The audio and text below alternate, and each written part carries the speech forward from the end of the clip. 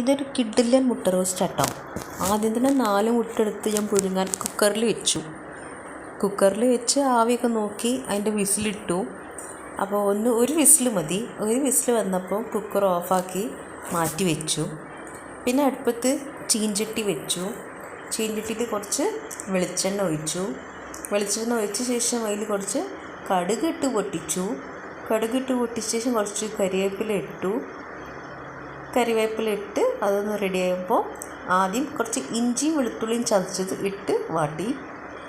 അത് കഴിഞ്ഞിട്ട് അരിഞ്ഞ് വെച്ച് ഉള്ളി ഇട്ട് നന്നായിട്ടൊന്ന് വാട്ടി. അപ്പോൾ അത് പെട്ടെന്ന് വാടിക്കിട്ടാൻ ഉപ്പിട്ടൊന്ന് അടച്ച് വെച്ച് റെഡിയായാൽ പെട്ടെന്ന് വാടി കിട്ടും. അത് കഴിഞ്ഞിട്ട് അതിൽ അരിഞ്ഞ് വെച്ച തക്കാളി ഉണ്ടായിരുന്നു, തക്കാളി ഇട്ടൊന്ന് വാട്ടി നല്ല മസാല പരുവത്തിൽ വരും.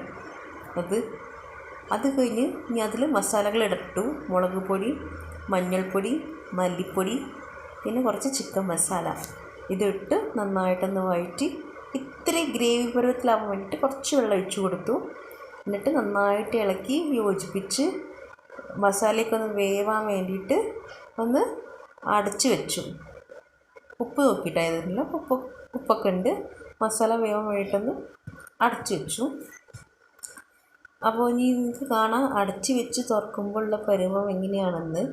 കുറച്ച് കഴിഞ്ഞടുത്ത് ഇത് വെള്ളമൊക്കെ വറ്റി നല്ല കുഴമ്പ് പരുവത്തിൽ മസാല ആയിട്ടുണ്ട് കേട്ടോ. അപ്പോൾ മുട്ട പുഴുങ്ങി നല്ല തൊലിയൊക്കെ ഉരിച്ച് റെഡിയാക്കി വെച്ചിട്ടുണ്ട്. അത് മുറിച്ച് ഞാൻ ഇതിലേക്ക് മസാലയ്ക്ക് ഇട്ടു. എന്നിട്ട് നന്നായിട്ട് ഇളക്കി ഒന്ന് സെറ്റ് ചെയ്ത് വെച്ചു കേട്ടോ. മുട്ട അധികം പൊട്ടും വേണ്ട, മസാലയൊക്കെ അതിൽ പിടിച്ചും ചെയ്തു. സെറ്റായി നമ്മളെ മുട്ട റോസ്റ്റ് റെഡി ആയിട്ടുണ്ട്.